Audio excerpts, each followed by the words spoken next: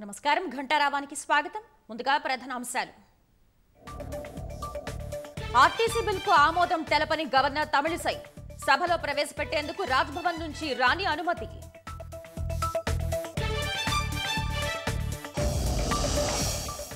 IT ఎగుమతులు భారీగా పెరుగుతున్నాయన్న మంత్రి. ద్వితీయ శ్రేణి నగరాలకు ఐటీ పరిశ్రమ విస్తరిస్తోందన్న కేటీఆర్.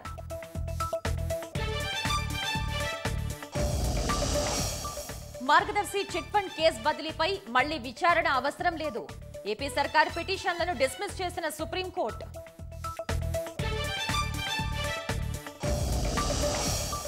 వరద బాధితుల్ని ఆదుకోవాలని అసెంబ్లీ వద్ద కాంగ్రెస్ ఆందోళన.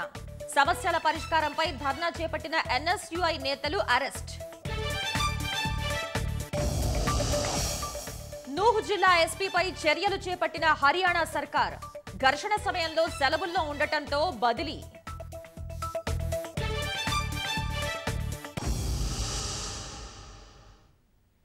ఆర్టీసీ బిల్లుకు ఇంకా గవర్నర్ అనుమతి లభించలేదు. ఆర్టీసీ ఉద్యోగుల్ని ప్రభుత్వ ఉద్యోగులుగా పరిగణిస్తూ రాష్ట్ర మంత్రివర్గం ఇటీవల నిర్ణయించింది. ప్రస్తుత శాసనసభ సమావేశాల్లోనే సంబంధిత బిల్ ప్రవేశపెట్టనున్నట్లు రాష్ట్ర ప్రభుత్వం తెలిపింది. అందుకనుగుణంగా ఆ మరుసటి రోజే బిల్లును సిద్ధం చేశారు. అయితే ఆర్థిక పరమైన బిల్ కావడంతో శాసనసభలో ప్రవేశపెట్టేందుకు గవర్నర్ అనుమతి ఇవ్వాల్సి ఉంటుంది. దీంతో అధికారులు ఆర్టీసీ బిల్కు గవర్నర్ అనుమతి కోసం 2 రోజుల క్రితం రాజ్భవన్ కు పంపారు. అనుమతి తెలిపితే ఇతర బిల్లులతో పాటు ఇవాళ అసెంబ్లీలో ప్రవేశపెట్టాలని ప్రభుత్వం భావించింది. అయితే గవర్నర్ నుంచి అనుమతి రాకపోవడంతో అజెండాలో పొందుపరచలేదు.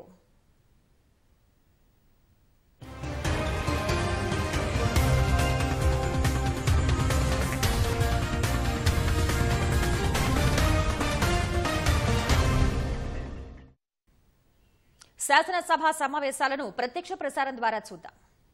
100 మంది ఆర్డర్ లేకుండా ఎట్లా పనిచేసారు జగన్ నాకు అర్థం కాదు. ఆర్డర్ లేకుండా హోంగార్డ్ పనిచేసారని చెప్తున్నావు నువ్వే.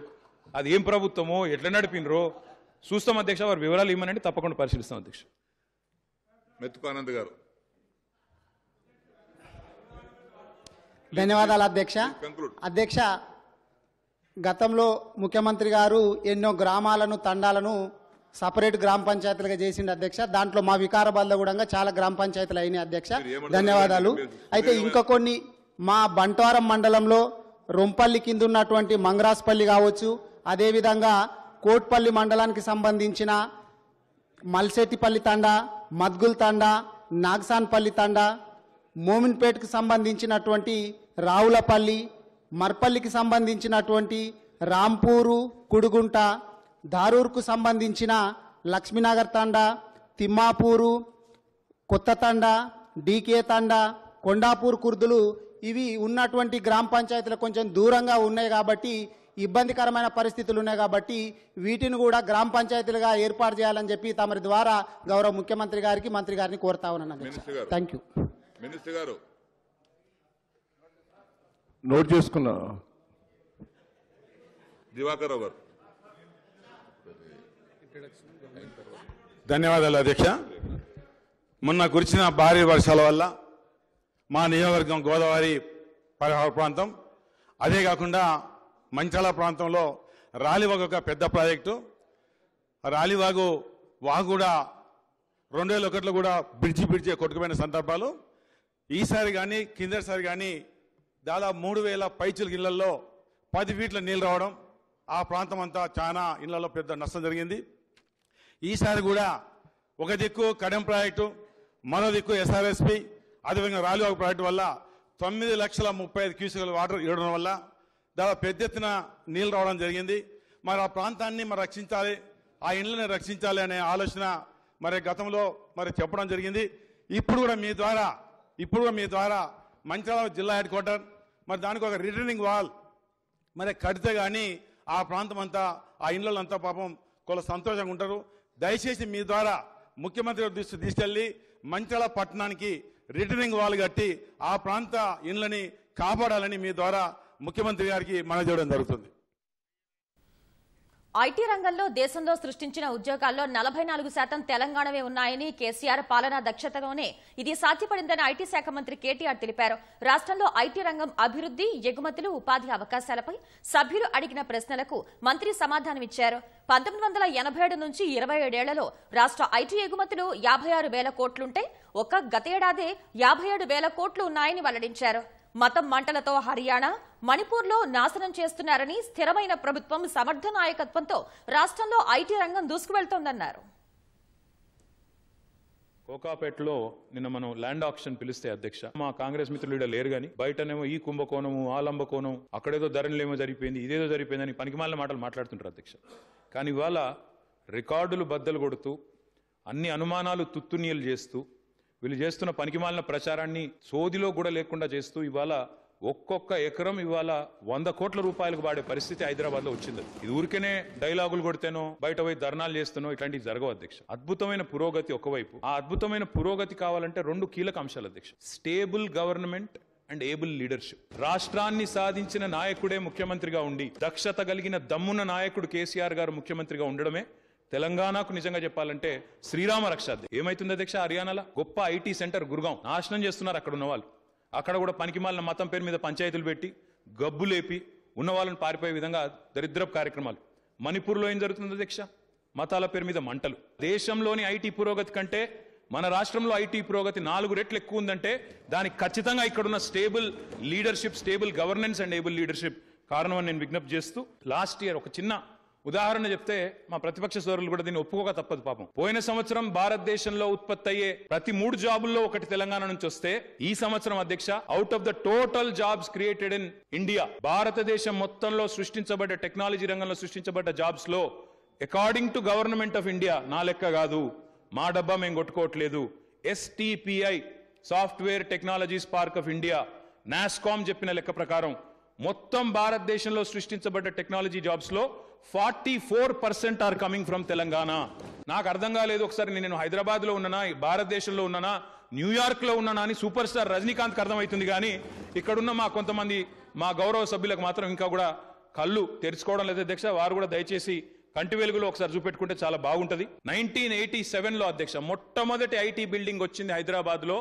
1987. 2014 వరకు 27 సంవత్సరాల్లో తెలంగాణ రాష్ట్రం ఏర్పడ్డ నాడు 56,000 కోట్లు ఐటీ ఎగుమతులు 27 ఏళ్లలో. కానీ ఒకే ఒక్క సంవత్సరం, లాస్ట్ ఇయర్ ఒకే ఒక్క సంవత్సరంలో తెలంగాణ రాష్ట్రం, తెలంగాణ ప్రభుత్వం మన ఐటీ రంగం యొక్క సహకారంతో ఒక్క సంవత్సరంలోనే 57,707 కోట్ల ఐటీ ఎగుమతులు సాధించింది మన రాష్ట్రం. 27 ఏళ్లలో జరిగింది ఒకటే ఒక్క సంవత్సరంలో ఇలా చేసి చూపెట్టింది కేసీఆర్ నాయకత్వం అధ్యక్ష. ఇది దక్షత గల, సమర్థత గల ప్రభుత్వం ఉంటే ఇట్లాంటి ఫలితాలు వస్తాయి, కంపెనీలు వస్తాయి అధ్యక్ష. వెనుకబడిన వర్గాల విద్యార్థులందరికీ ఉన్నతమైన విద్యను అందించడమే లక్ష్యంగా ప్రత్యేక సకల గురుకుల పాఠశాలను నిర్వహిస్తున్నట్లు సంక్షేమ శాఖ మంత్రి కొప్పుల ఈశ్వర్ స్పష్టం చేశారు. శాసనసభలో పలువురు సభ్యులు అడిగిన ప్రశ్నలకు సమాధానాలు ఇచ్చిన మంత్రి రాష్ట్ర వ్యాప్తంగా మొత్తం 1022 గురుకుల పాఠశాలలను నిర్వహిస్తున్నట్లు తెలిపారు. రెసిడెన్షియల్ స్కూళ్లలో గతంలో 10వ తరగతి వరకే ఉండేదని, ప్రస్తుతం డిగ్రీ వరకు చదువుకునే అవకాశమే కాకుండా ప్రత్యేక కోర్సుల్ని ప్రవేశపెట్టినట్టు తెలిపారు. గురుకులాల్లో చదువుకున్న విద్యార్థులు MBBS, IIT, నీట్ లాంటి సంస్థల్లో సత్తా చాటుతూ ఉండటం రాష్ట్రానికి గర్వకారణమన్నారు.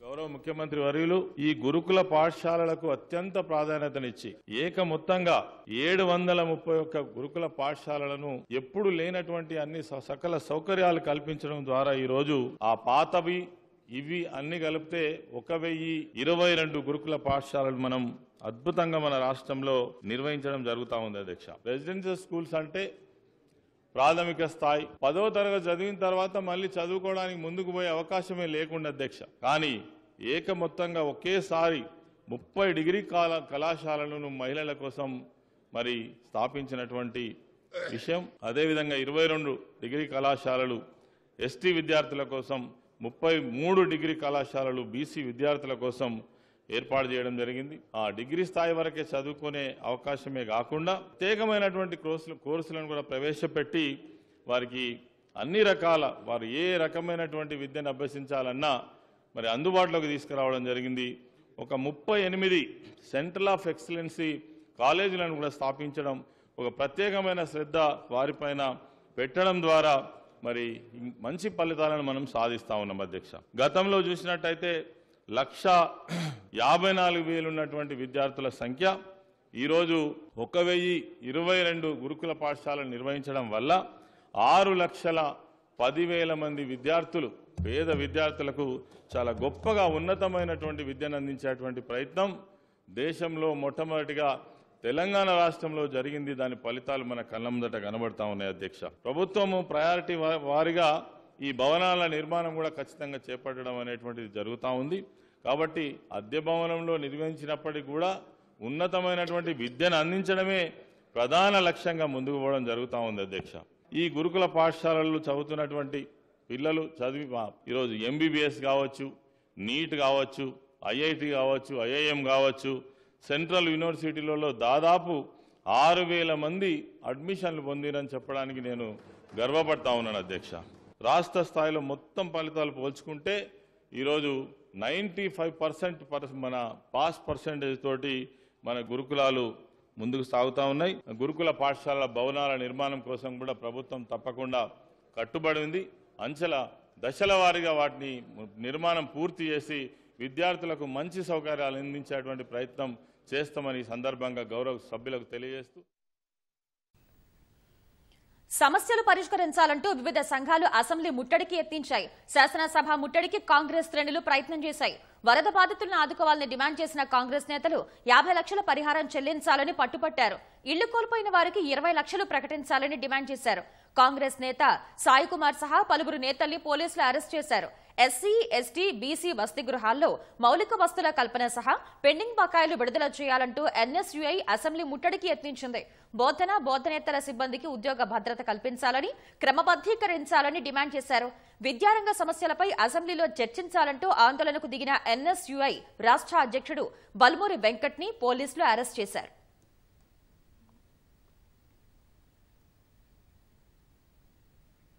అధిష్టానం ఇచ్చిన బాధ్యతల్ని సమర్థంగా నిర్వహిస్తారని బండి సంజయ్ వెల్లడించారు. సంజయ్ను భాజపా జాతీయ ప్రధాన కార్యదర్శిగా పార్టీ అధిష్టానం నియమించడంతో ఆయన ఢిల్లీలోని కార్యాలయంలో బాధ్యతలు చేపట్టారు. నేతలకు శుభాకాంక్షలు తెలిపారు. తెలంగాణలో జరుగుతున్న నిరంకుశ పాలనకు అడ్డుకట్ట వేసి మోదీ రాజ్య స్థాపనకు తన వంతు కృషి చేస్తానని బండి సంజయ్ స్పష్టం చేశారు. భారతీయ జనతా పార్టీ జాతీయ ప్రధాన కార్యదర్శిగా బాధ్యతలు అప్పగించిన సందర్భంలో ఈరోజు కార్యాలయంలో వాళ్ళ పూజా కార్యక్రమాన్ని నిర్వహించడం జరిగింది. నాకు బాధ్యతలు నమ్మి విశ్వాసంతో బాధ్యతలు అప్పగించినటువంటి శ్రీ నరేంద్ర మోడీ గారికి హృదయపూర్వక ధన్యవాదాలు, కృతజ్ఞతలు తెలియజేస్తున్నాను. నరేంద్ర మోడీ గారి యొక్క లక్ష్యము, వారి యొక్క మార్గదర్శనంలో తప్పకుండా పార్టీని ఇంకా శక్తివంతంగా తయారు చేసే ప్రయత్నం చేస్తాం. ముఖ్యంగా తెలంగాణ రాష్ట్రంలో ఈ నిరంకుశ పాలనకు వ్యతిరేకంగా తెలంగాణ రాష్ట్రం కూడా రామరాజ్యం, మోడీ రాజ్య స్థాపన కోసం తప్పకుండా అందరితో కలిసి ఆ లక్ష్యాన్ని చేరుకునే విధంగా కష్టపడి పనిచేస్తామని చెప్పి ఈ సందర్భంగా తెలియజేస్తూ మరొకసారి మా నాయకులందరూ కూడా హృదయపూర్వక ధన్యవాదాలు తెలియజేస్తున్నాను. డేటింగ్ యాప్ మాయలో పడి ట్రాన్స్జెండర్ల చేతిలో 2 వ్యక్తులు మోసపోయారు. బంజారాహిల్స్ కు చెందిన బాధితులు డేటింగ్ యాప్ లో నకిలీ ట్రాన్స్జెండర్ ముఠా సభ్యులతో సన్నిహితంగా ఉండేవారు. కాగా ముఠా వాళ్లు బంజారాహిల్స్ లోని బోలానగర్ ప్రాంతానికి బాధితుల్ని రావాలని కోరారు. తీరా అక్కడకు వచ్చిన 2 మోసగించి బెదిరించి వారిని లూటీ చేసినట్లు పోలీసులు తెలిపారు. విడివిడిగా కేసులు నమోదు చేసి దర్యాప్తు చేస్తున్నట్లు పేర్కొన్నారు. మార్గదర్శి చిట్ ఫండ్ కేసు బదిలీకి సంబంధించి ఏపీ ప్రభుత్వం దాఖలు చేసిన పిటిషన్లపై విచారణ అవసరం లేదని సుప్రీంకోర్టు స్పష్టం చేసింది. విచారణ నిర్ణయం ఇప్పటికే జరిగినందున మళ్లీ విచారణ అవసరం లేదని సర్వోన్నత న్యాయస్థానం తేల్చి చెప్పింది. రామోజీరావు, శైలజ, కిరణ్ పై కఠిన చర్యలు వద్దన్న తెలంగాణ హైకోర్టు ఉత్తర్వుల్లో జోక్యం చేసుకోబోమని స్పష్టం చేసింది. ఏపీ ప్రభుత్వం దాఖలు చేసిన పిటిషన్లను డిస్మిస్ చేసిన సుప్రీంకోర్టు బదిలీ పిటిషన్లపై మళ్లీ విచారణ అవసరం లేదని కేసును ముగించింది. ఈ కేసులో ఉన్న మెరిట్స్ ఆధారంగానే తెలంగాణ కోర్టు విచారణ జరుపుతుందని సుప్రీంకోర్టు తెలిపింది. చెప్పాలనుకున్న విషయాలన్నీ తెలంగాణ హైకోర్టుకే చెప్పాలని ఏపీ న్యాయవాదులకు సూచించింది. తెలంగాణ హైకోర్టు తుది ఆదేశాలు ఇచ్చాక మళ్లీ సుప్రీంకోర్టుకు రావచ్చని తెలిపింది. Justice JK Maheshwari, justice KV విశ్వనాథన్లతో కూడిన సుప్రీం ధర్మాసనం ఈ మేరకు తీర్పు వెల్లడించింది.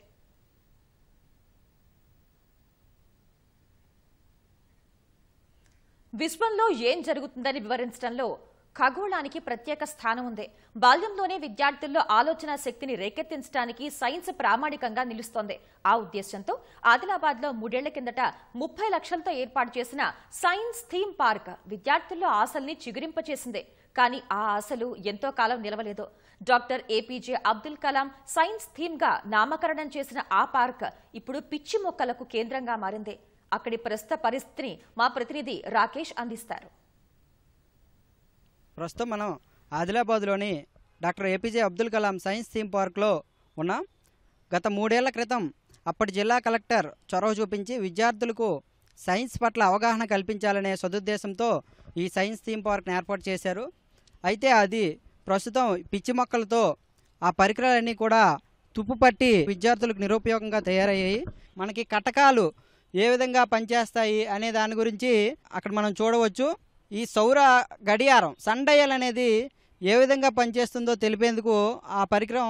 ఆ తర్వాత చూసుకుంటే మనకి విద్యార్థులకు ఆవర్తన పట్టిక ఎంతో చక్కగా ప్రయోగపూర్వకంగా విద్యార్థులకు జ్ఞానాన్ని అందించాలనే సదుద్దేశంతో పెట్టారు. వాళ్ళకి చదువుకున్నదే కాకుండా ప్రయోగపూర్వకంగా చేసి వాళ్ళు తెలుసుకోవచ్చు. ఆ పక్కన మనకు కనిపిస్తుంది ఆ పరికరం పేరు.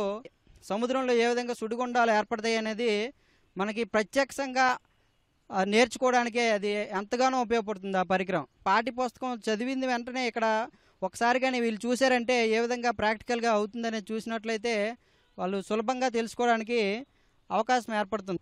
ఇక్కడ పరావలయంలో కారులో ప్రయాణిస్తున్న తిన్నటి దండం ఏ విధంగా పనిచేస్తుందనేది మనకి చెప్పారనమాట. ఇక్కడ ఉన్న పరికరాలన్నీ కూడా మనకి భౌతిక శాస్త్రము అదేవిధంగా రసాయన శాస్త్రంలో కూడా కొన్ని మనం నేర్చుకోవడానికి అతి ముఖ్యంగా ఉపయోగపడతాయి. ఏ విధంగా చేస్తే ఈ సైన్స్ థీమ్ పార్క్ అందరికీ విద్యార్థులందరికీ ఉపయోగపడేలా ఉంటుంది అంటే కొన్ని లక్షలు ఖర్చు పెట్టేప్పుడు ప్రారంభించినప్పుడు దీన్ని విద్యార్థులకు అందుబాటులో తీసుకురాకుండా కేవలం మీరు పేరుకే ప్రారంభించి ఇప్పుడు పరిస్థితి చూస్తున్నట్టయితే ఇంత ఘోరంగా ఉన్నది. మరి ఎటువంటి ప్రయోజనాలు లేకుండా ఇది ఉన్నది. అంటే సైన్స్ గురించి ఇప్పటికే మనకి చాలా వెనుకబడి ఉన్న జిల్లా ప్రాంతం కాబట్టి దీన్ని ఇంకా కొంచెం ప్రోత్సహించేటి దృష్టితో ఉండాలి. కానీ ఇట్లాంటి పరిస్థితులలో దీన్ని వాడేసిన ఏమాత్రం కరెక్ట్ కాదు. దీన్ని వెంటనే క్లీన్ చేసి వాడుకలకు తీసుకురావాలని చెప్పేసి జిల్లా విద్యాశాఖ అధికారులు డిమాండ్ చేస్తున్నారు. దీనికి అధికారులు ఎవరు? ఇటు పక్క చూస్తే మనకు డైట్ ఉన్నది, మరి డైట్ వాళ్ళ లేకుంటే ఎవరు? సైన్స్ థీమ్ పార్క్ 30 లక్షలు ఇచ్చి మేము చేసినామని చెప్పుకోవడానికైనా దీన్ని ఏమైనా ఉపయోగిస్తారా? ఇటు సైడ్ చూస్తే దీనిలో పాములు కూడా ఉన్నాయి. ఈ ఏరియా మహిళలు కానీ అందరూ భయపడుతున్నారు. ముఖ్యంగా ఇందులో రావడానికి విద్యార్థులే భయపడుతున్నారు. ఆ సైన్స్ థీమ్ పార్క్ పేరు మీద 30 లక్షలు తిన్నరని మేము బాజాప్తా చెప్తున్నాం. అదేవిధంగా ఏదో నామమాత్రంగా ఇక్కడ కొన్ని పరికరాలు పెట్టడం జరిగింది. ఇప్పుడు చూస్తే అవి మొత్తం బూజు, అది మొత్తం విరిగిపోయే రకంగా ఉన్నాయి. మరి దీని మీద ఎవరు చర్య తీసుకుంటారు? ఆ 30 లక్షలతో సైన్స్ థీమ్ పార్క్ ఏర్పాటు చేయడం జరిగింది, కానీ అది నిరుపయోగంగా ఉందని మేము చెప్పడం జరుగుతుంది. సైన్స్ పార్క్ను విద్యార్థులందరికీ ఉపయోగపడేలా వెంటనే ప్రభుత్వ అధికారులు చర్యలు తీసుకొని దీన్ని బాగు చేసి ఉపయోగంలోకి తీసుకురావాలని కోరుచున్నారు. కెమెరా పర్సన్ కిరణ్తో రాకేష్, ఈటీవీ న్యూస్, ఆదిలాబాద్. రాష్ట్ర ప్రభుత్వం ₹1,00,000 రైతు రుణమాఫీ చేస్తామని ప్రకటించడంతో అన్నదాతల్లో ఆనందం వెల్లివిరుస్తుంది. రాష్ట్ర వ్యాప్తంగా వివిధ ప్రాంతాల్లోని రైతులు సంబురాలు చేసుకుంటున్నారు. ఈ నేపథ్యంలో ఖమ్మంలోని పెద్ద తండాలో వినూత్నంగా సంబురాలు నిర్వహించారు. పొలంలో వరి నారుతో కేసీఆర్ అక్షరాలను పేర్చి కృతజ్ఞతలు తెలిపారు. అనంతరం మహిళలు, రైతులు కేసీఆర్ చిత్రపటానికి పాలాభిషేకం నిర్వహించారు. రైతు బాంధవుడు కేసీఆర్ అంటూ నినాదాలు చేశారు.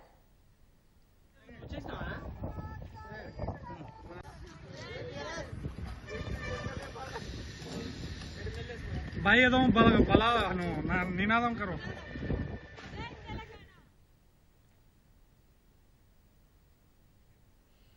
హర్యానాలోని నూహ్ జిల్లాలో ఘర్షణలు చెలరేగిన సమయంలో సెలవులో ఉన్న ఎస్పీ వరుణ్ సింగ్లాపై ఆ రాష్ట్ర ప్రభుత్వం చర్యలు చేపట్టింది.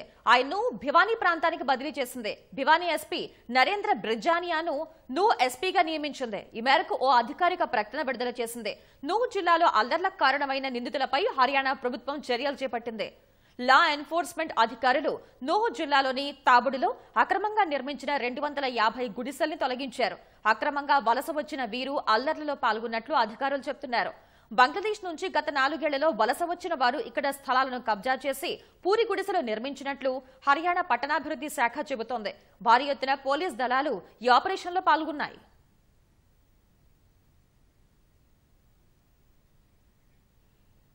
జమ్మూ కశ్మీర్లో ఉగ్రవాదులకు నిధులు సమకూర్చిన కేసులో నేషనల్ ఇన్వెస్టిగేషన్ ఏజెన్సీ ఎన్ఐఏ సోదాలు ఉధృతం చేసింది. పలుచోట్ల పోలీసులు సీఆర్పీఎఫ్ దళాలతో కలిసి తనిఖీలు నిర్వహించింది. పుల్వామా జిల్లాలోని ఉగర్గుండ్లో ఓ అనుమానితుడి ఇంటిలో సోదాలు చేసిన అధికారులు మొబైల్, ఇతర ఎలక్ట్రానిక్ వస్తువుల్ని పరిశీలించారు. సితార్గుండ్లోని కాకపురాలోని మరో అనుమానితుడి ఇంటిలో తనిఖీలు చేసిన ఎన్ఐఏ ఎలక్ట్రానిక్ వస్తువులు సహా పలు డాక్యుమెంట్లను పరిశీలించింది. వారణాసిలోని జ్ఞానవాపి మసీద్లో పటిష్ట బందోబస్తు మధ్య భారత పురావస్తు విభాగం ఏఎస్ఐ శాస్త్రీయ సర్వే ప్రారంభమైంది. ఈ ఉదయం 7 గంటలకు సర్వే మొదలైందని ఏఎస్ఐ వర్గాలు తెలిపాయి. హిందూ పిటిషనర్ల ప్రతినిధులతో పాటు ఏఎస్ఐ బృందం కాంప్లెక్స్ లోపల ఉన్నట్లు పేర్కొన్నాయి. అంజుమన్ ఇంతెజామియా మసీద్ కమిటీ సభ్యులు ఈ సర్వేను బహిష్కరించారు. జ్ఞానవాపి మసీద్లో భారత పురావస్తు విభాగం ఏఎస్ఐ సర్వే చేసేందుకు అలహాబాద్ హైకోర్టు గురువారం అనుమతి ఇచ్చింది. మసీద్ కమిటీ అభ్యంతరాలను తోసిపుచ్చిన హైకోర్టు సెషన్స్ కోర్టు ఇచ్చిన తీర్పును సమర్థించింది. ఉత్తరాఖండ్లో కేదార్నాథ్ ఆలయానికి వెళ్లే మార్గంలో కీలకమైన గౌరీకుండ్లో శుక్రవారం కొండ చర్యలు విరిగిపడ్డ ఘటన ఆలస్యంగా వెలుగులోకి వచ్చింది. ఈ ప్రమాదంలో 12 మంది శిథిలాల కింద చిక్కుకున్నట్లు సమాచారం. వారిలో నేపాలీలు, స్థానికులు ఉన్నట్టు తెలుస్తోంది. సమీపంలోని డ్రైన్ వద్ద ఒక్కసారిగా నీరు పెరగటంతో కొండ చర్యలు విరిగిపడ్డాయి. ఈ దుర్ఘటనలో కొన్ని భవనాలు, 3 దుకాణాలు ధ్వంసమయ్యాయి. ఎన్డీఆర్ఎఫ్, ఎస్డీఆర్ఎఫ్ బృందాలు సహాయక చర్యలు కొనసాగిస్తున్నాయి.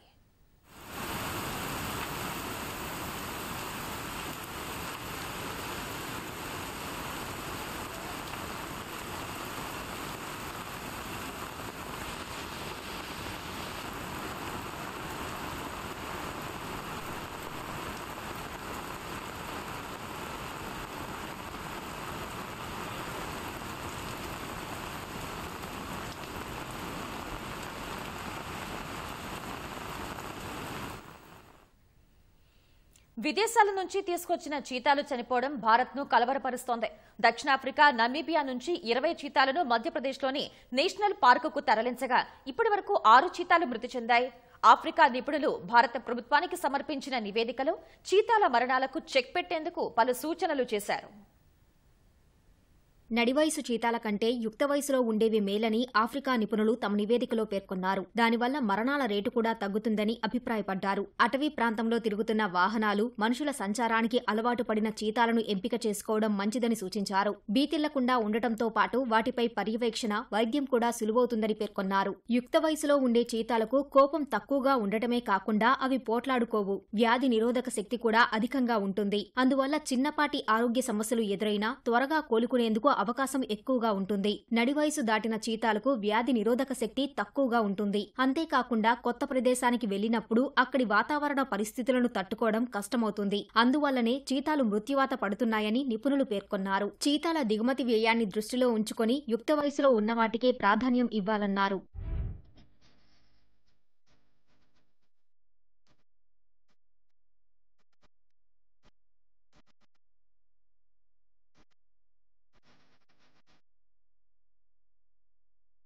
భారత్లో పరిస్థితులను దృష్టిలో ఉంచుకొని దక్షిణాఫ్రికా వైద్య నిపుణులు మరో 10 చీతాలను సిద్ధం చేశారు. అటవీ అధికారుల సూచన మేరకు 19 నెలల నుంచి 3 ఏళ్ల వయసు మధ్య ఉన్న వాటిని ఎంపిక చేశారు. 2024లో వాటిని భారత్కు తరలించేందుకు సన్నాహాలు చేస్తున్నారు. చీతాలు మృతి చెందడంపై ఆందోళన అక్కర్లేదని ఆఫ్రికా నిపుణుల బృందం స్పష్టం చేసింది. రేడియో కాలర్ వల్లే చీతాలు మృతి చెందుతున్నాయనే వార్తలు దురదృష్టకరమని పేర్కొంది. చీతాల మృతి ఊహించిందేనని, మరణాలు ఇంకా పెరిగినా ఆశ్చర్యపోవాల్సిన అవసరం లేదని స్పష్టం చేసింది. చీతాల సంఖ్యను అభివృద్ధి చేసేందుకు దక్షిణాఫ్రికా చేసిన 10 ప్రయత్నాల్లో 9 విఫలమయ్యాయని నిపుణులు చెప్పారు. ఆ వైఫల్యాలే కొత్త మార్గాలను అన్వేషించేందుకు ఉపకరించాయని తెలిపారు. దక్షిణాఫ్రికాలో చీతాల సంఖ్య పెరిగేందుకు 26 ఏళ్లు పట్టిందని, అందుకోసం మొత్తం 10 సార్లు ప్రయత్నాలు జరిగాయని నిపుణులు తెలిపారు. అందులో భాగంగా 279 చీతాలు ప్రాణాలు కోల్పోయాయని, భారత్లో అలాంటి పరిస్థితులు తలెత్తుతాయని అనుకోవడం లేదన్నారు. బాలారిష్టాలు తప్పవని దక్షిణాఫ్రికా వన్యప్రాణుల నిపుణులు పేర్కొన్నారు.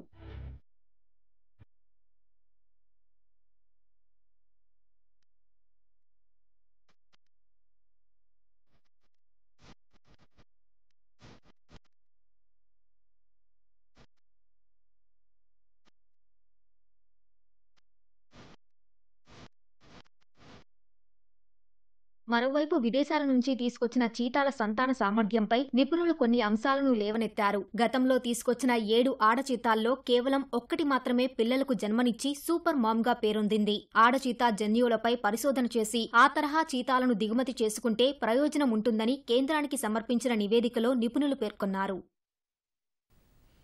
కర్ణాటకలో అడవి ఏనుగు బీభత్సం సృష్టించింది. చామరాజనగర్లోని ఓ దుకాణంపై ఏనుగు దాడి చేసింది. వెంకటేష్ అనే వ్యక్తి షాప్ పై దాడి చేసి అరటిపళ్ళు, కూరగాయల్ని ఎత్తుకు వెళ్లింది. ఈ దాడిలో దుకాణం షట్టర్ను ఏనుగు పూర్తిగా ధ్వంసం చేసింది.